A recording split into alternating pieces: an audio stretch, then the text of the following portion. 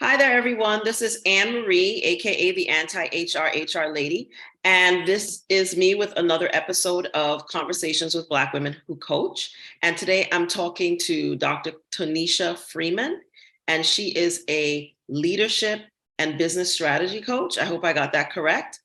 She's going to be talking to us a little bit about her practice, what she does, why she does it, and how she came to be a coach. So, welcome to Conversations with Black Women Who Coach. Thank you so much for being here. And let's start with my first question, which is always tell us a little bit about yourself and what you do. Thank you. First of all, thank you so much, Anne Marie, for the opportunity to be here with you today.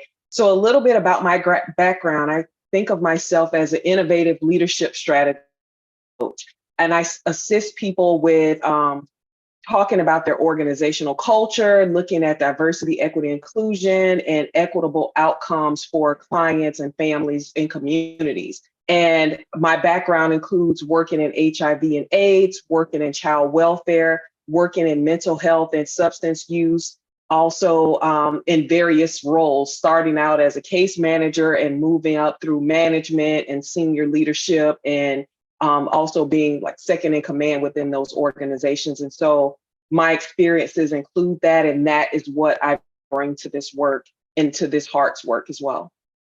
Would you say that you primarily practice with organizations, or do you work with individuals as well?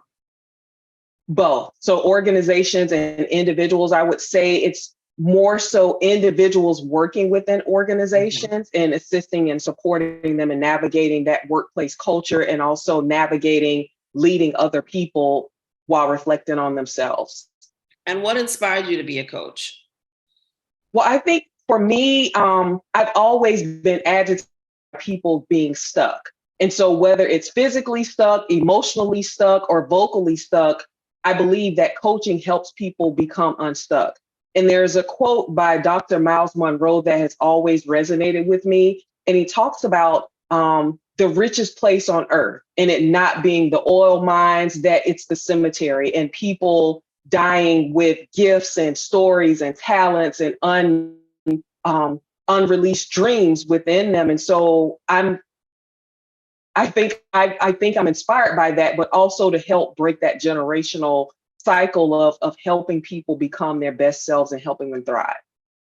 And why would you say that coaching is important, and specifically the type of coaching that you do is important? Great question. I would say a lot of times we get stuck within ourselves, and I think coaching helps to unstick people. It helps people to look at their abilities, to look back at the things that they have accomplished throughout their time within a particular role or within the years that they have been experienced in a particular field, and helps them to look at the things they have been capable of and use those characteristics and those qualities to help them navigate their current situations. And so I think also it's always an opportunity too to have someone to talk with, to have someone who understands what you've been through, and to help you navigate and to hear you and see you. I think those are the biggest things.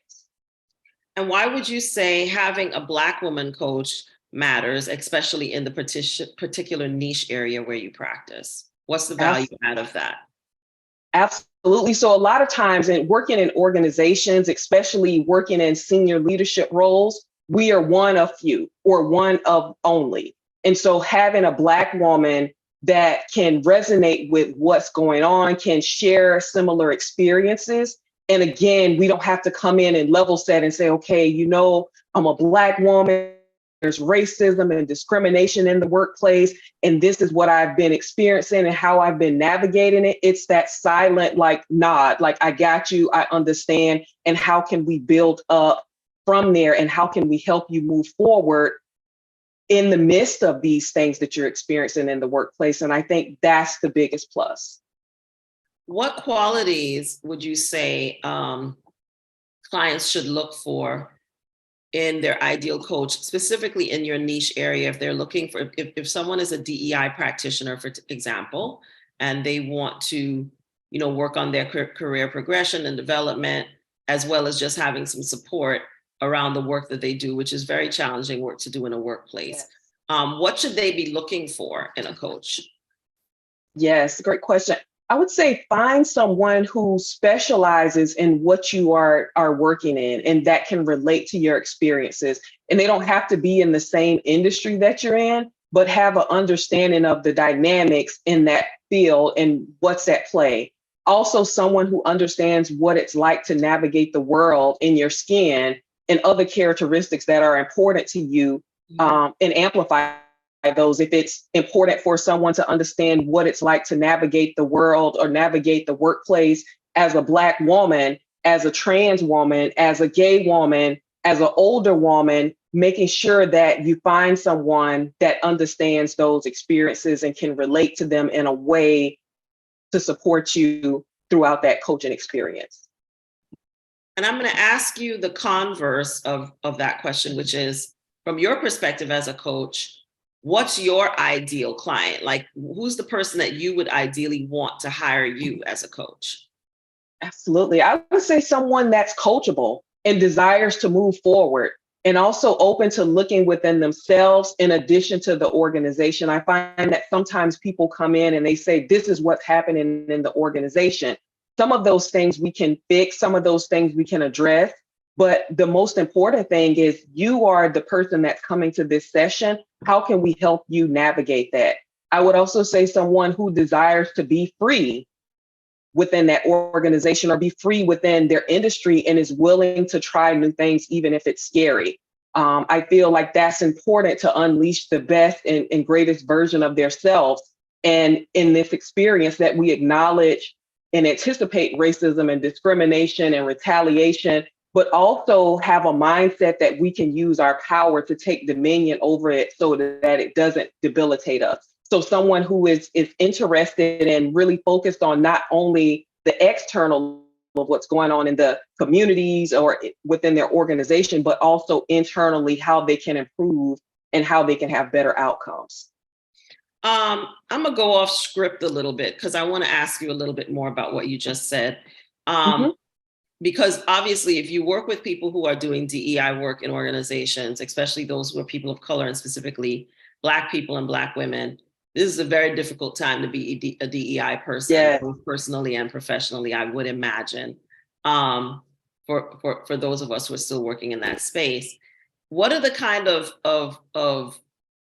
some of the kinds of things that you advise people to do in order to continue to survive and possibly even thrive doing this kind of work in the context of where the United States is right now, which is, in my opinion, in a state of regression, as well as amidst a lot of the disappointment that people of color feel around the missed opportunities of 2020, when people really felt that this was a moment for change, which never came. Mm-hmm. How do you help people working in that space, like, grapple with the reality of where things stand in DEI in a lot of organizations, which is nowhere?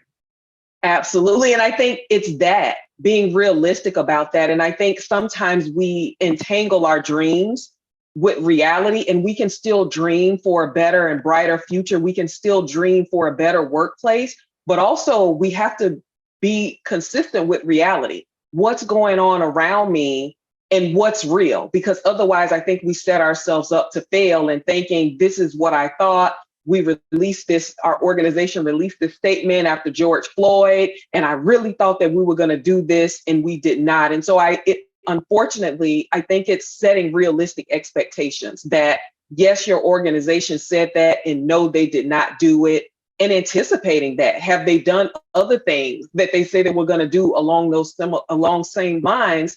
And if the answer is no, anticipating that they will show up like that over and over again. And I think the other side of that is preparing ourselves emotionally for that, taking a break, taking vacation, use your vacation time, use your sick time, go take a me day and take care of yourself. Surround yourselves in community with other Black women and other Black and brown people and even white allies who are serious about this work and doing it, but really taking time for self-care and taking time to replenish yourself is extremely important. I would just say that it's also very important to understand that you are not responsible for making these things happen. You are responsible for being a conduit and for helping the organization do things that it wants to do. But I think a lot of us take on the burden of trying to make the organization be and do something that it's not, and that it's never been. And so it's psychically even more devastating when those things don't happen, when you've carried the responsibility, when you never should have. You alone cannot institute these kinds of changes in any organization. And I think, especially for us as Black women who always take on the responsibility of fixing everything for everybody, that is important for us to understand that, especially with a lift like DEI, this is not something that you can do on your own. And if the institution does not fundamentally want to do the work, you can't make them do it, and you can't do it on your own. So you also, I think I very much agree with everything you said about giving yourself permission to take a break, to talk to people who are in like situations, or just people who are like you, who kind of can understand the challenges that you're having. But I would add, also give yourself permission to leave and go do something else somewhere else. Maybe where they actually want to do the things that you want to do. Where those places are, I'm not sure. I haven't personally experienced any of them. But, also give yourself permission to do that. Because I think a lot of us just stay and get more and more stressed and depressed and sad in a space that we could very easily leave. But in addition to giving yourself permission to give yourself a break, give yourself permission to leave, if that's the best thing. If it's important to you to be in an environment where things actually are going to be different, even if they're in incrementally different, if you're not seeing that in your organization, it really is okay to say, I'm going to leave these people to their own devices. Absolutely. I really would like more of us to realize that we have the power to do that, and it actually is okay, and it's not quitting. And sometimes quitting is not a bad word, because a lot of us believe that quitting is a horrible thing, and I'm a quitter. I'm a quitter. I'm very proud to say I'm a quitter. I've quit many jobs. I quit the United States of America as a place where I live. Quitting can be a very good thing for your mental health. So some of us need to stop hanging on and just quit. So I just want to put that out there for those Black women watching this. It's okay to throw in the towel. It is okay to quit. It's okay to give yourself permission to say, I've done everything that I can do in this particular place, and it's time for me to do something else. Absolutely. And I would say that it is just going with that recognizing that there's power in the pivot. Like you said, there are other places, and they may be rare, that you can make those incremental changes. And I think also knowing that whatever you did, it was better because you were there, and wherever you go, it will be too. And I find that a lot of people, when it's time to leave, or the reason that they stay, is because there's this notion of, if not me, then who? Somebody and what's going to happen to these people, and how will they be taken care of? How will they be treated? And so I think the message also is that if you have to leave, you need to leave for self, to take care of yourself, and to go out and to do something better. But it doesn't make you less than an advocate. It doesn't make you less Black. It doesn't make you less of a supporter for diversity, equity, inclusion, and justice. It just is. And so I think separating ourselves from that and saying, me taking care of myself, I can still advocate, I can still support, and I'm still all about this life where people can experience equity, and I just can't do it here in this particular place. And I would just urge us as Black women, as I often say, to get off the cross. Somebody else needs the wood. It is not your job to fix everything. And you can't fix everything alone in most of these institutions. It's impossible. You cannot do it without the complete buy-in and active cooperation of the management and the leadership. So if you don't have that, you're not going to be successful, and you're literally banging your head against a concrete wall until you give yourself a concussion or otherwise knock yourself out. So it's not necessary. It is okay to simply say that you can't do it, and you can't stay somewhere for other people, because the fact of the matter is, as I often also tell people and my clients, is if you drop dead tomorrow, they will find someone else to do it. If you get hit by a bus and you're in traction, they will find someone else to do it, and they won't give it a second thought to do so. So you have to put yourself first, and you have to always do what is in your best professional and personal interest. And if a job is causing you to feel that kind of anxiety, it's probably not where you need to be anyway, where you feel like you have to carry everything all alone. And that if you don't do it, no one else will, then that's not a good situation to be in, because that's a statement about what kind of organization you're in, and their unwillingness to do the work that needs to be done to make equity in their institution a reality. So it's really important. If those are the kinds of feelings you have, and those are the things that you tell yourself about why you can't leave a job, you need to leave that job forthwith. Two tweets, I would say, right away, immediately. Yes. Right. Yes. And it's not going to get better. Because I think, no, and I think looking at the actions, because sometimes we get gassed up, we get gaslit, we get race lit, and it's like, oh, they say I just have to be there to teach them. Mm-hmm. And then they'll do better. And it's like, no, they already know better, and they choose not to do better. And I think that's tough, especially for people that are working in health and human services and helping organizations. I think it would be different sometimes if we worked in a car dealership or somewhere like that, and people say they were about equity and we didn't see it happen.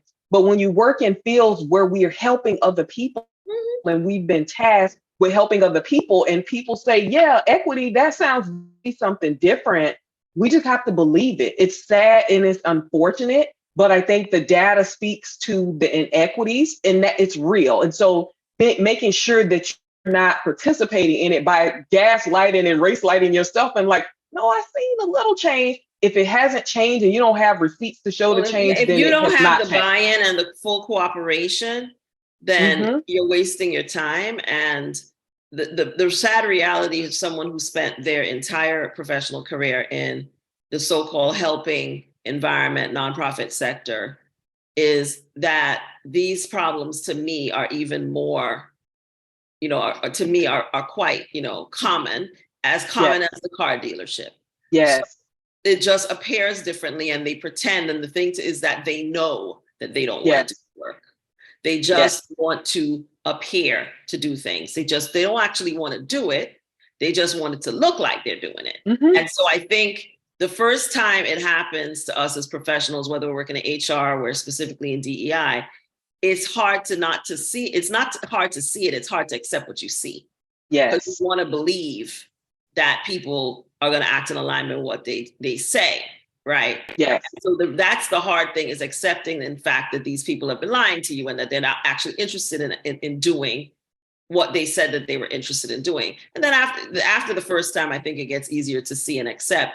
But I think usually the first time it happens is really hard, especially mm-hmm. around DEI work, because we put not just hope for the employees, we make employees hopeful, especially employees of color, which is what mm-hmm. enrages me so much about the way that this work is being done in institutions, because of how harmful it is to employees, especially employees of color, because you give people hope, but you also give the practitioner, if they're a person of color, hope, because they're really invested in getting this stuff to happen.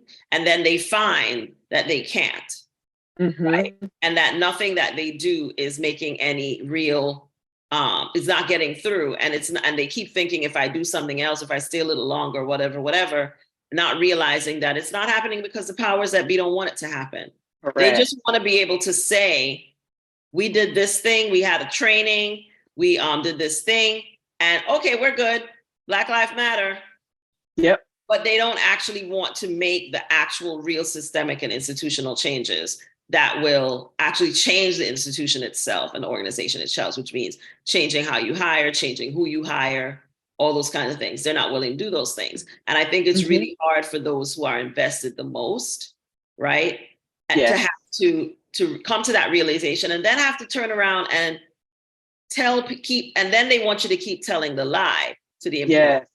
Yes. And that's why I think it's really harmful for us to stay in these environments, because you're then being asked to lie to people about who the organization really is. You're being mm-hmm. asked to parrot to them bullshit about training and dinners and luncheons mm-hmm. and friends, right? And recruiting other people to do it too. Result in any kind of change, and they put you up front as the mascot mm-hmm. to do this stuff, and that's really what you're there for, to give them mm-hmm. racial cover and make them look like they're doing that stuff. And it happens; it's rampant in nonprofit sector. Yes. It's kind of racial pantomime that they do. and what I call the diversity victory lap, which is all they really want.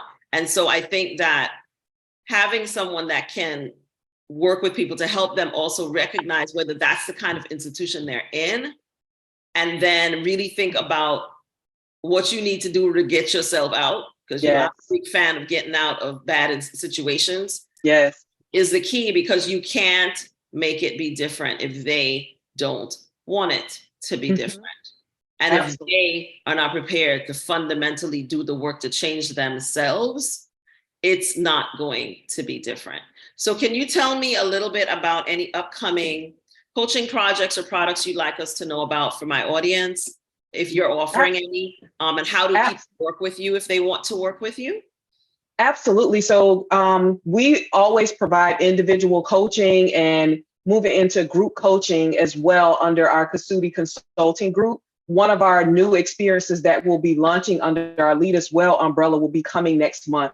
And the goal of Lead Us Well is to teach leaders how to learn well, lead well, and live well. We believe that those are the three primary components to being a great leader, that it's not just about leading, but it's about learning about yourself and also taking care of yourself. And so we'll be introducing a new program regarding turnover and organizational culture, and how do we navigate that as individuals and also take care of the process is really focused on human-centered leadership and taking care of your employees, taking care of your clients and your communities.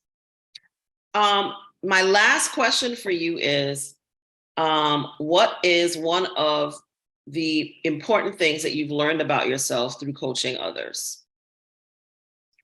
I think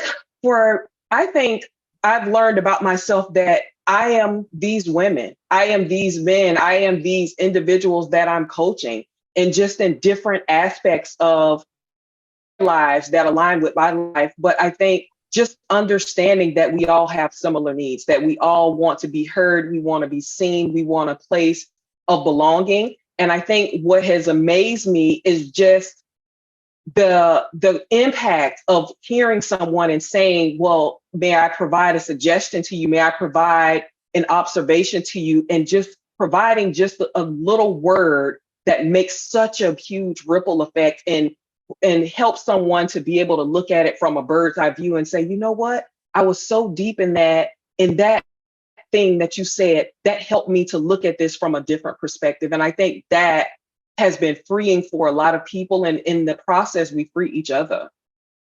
That's wonderful. Dr. Tonicia Freeman-Foster, thank you so much for being here. Dr. Freeman-Foster is a member of the Black Women Coach Directory, and so you can find her there. I will also be putting a link to her contact information in the description of this video. So if you would like to reach out to her and work with her, you will be able to do that. Thank you so much for joining us for this episode. Thank you, Anne-Marie.